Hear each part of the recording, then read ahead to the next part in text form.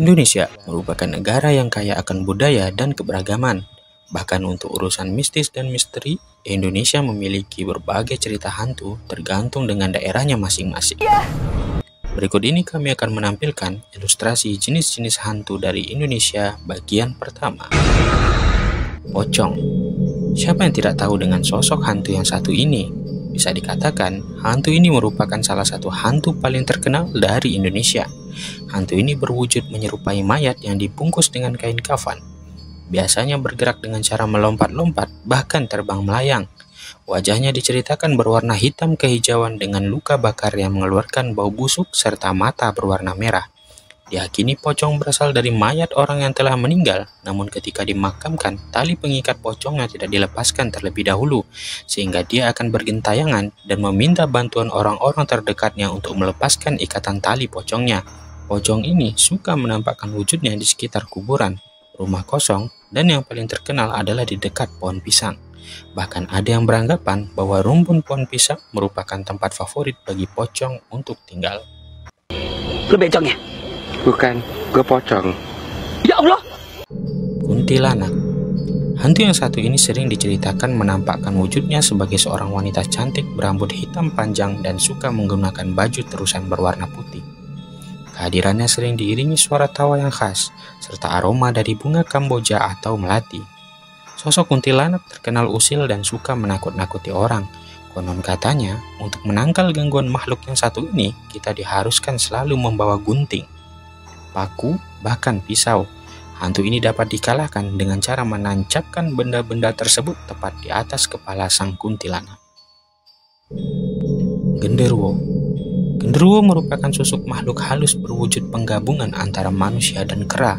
Tubuhnya sangat besar dengan bulu lebat berwarna hitam kemerahan. Kehadiran genderuwo kerap ditandai dengan adanya bau singkong bakar di sekitar kita saat malam hari. Makhluk ini terkenal gemar mengganggu perempuan, terutama yang tinggal sendirian di dalam rumah saat malam hari. Makhluk ini kerap dianggap sebagai penunggu pohon besar maupun rumah-rumah yang terbengkalai. Sosok genderuwo diyakini lahir dari orang-orang yang mati karena bunuh diri dan kecelakaan, namun tidak dimakamkan secara layak saat ditemukan. Sundel bolong. Hantu ini memiliki penampilan yang hampir menyerupai kuntilanak, dengan rambut panjang dan baju putih yang ia kenakan. Namun perbedaannya, di bagian punggung sundel bolong terdapat lubang menganga yang memperlihatkan tulang dan organ dalam tubuhnya. Kisah hantu ini berasal dari seorang wanita yang meninggal karena diperkosa dan dikuburkan saat hamil dan melahirkan anaknya di dalam kubur.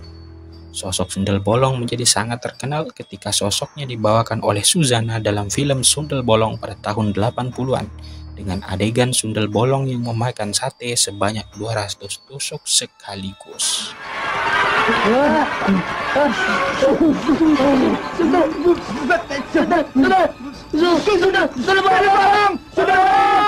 Wewe Gombel.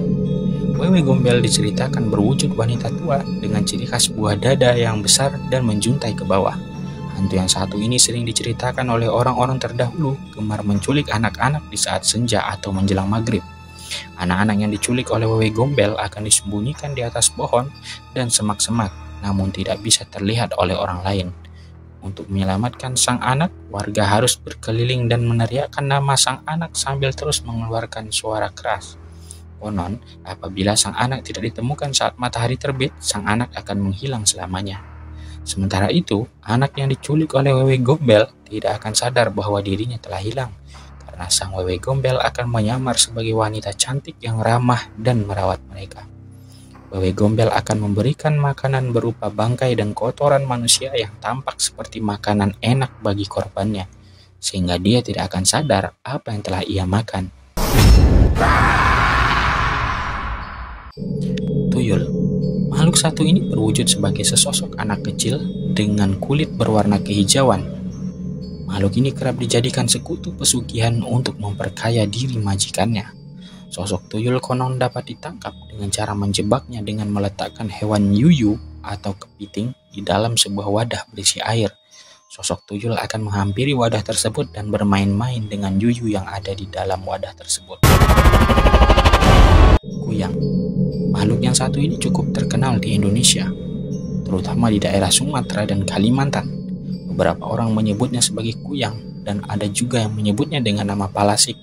Sosok kuyang diyakini bukanlah sosok makhluk halus, melainkan seorang manusia yang tengah mendalami ilmu hitam tingkat tinggi.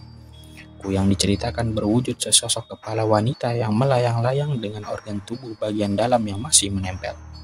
Kuyang akan berkeliaran untuk mencari mangsa dan menghisap darah bayi yang baru lahir ataupun ibu hamil saat malam hari.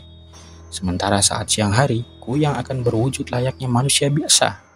Banyak orang meyakini kuyang dapat dibunuh dengan cara mencari tubuh aslinya dan menusukkan paku atau benda tajam lainnya di bagian leher sang kuyang, sehingga kepalanya tidak dapat menyatu dengan badan.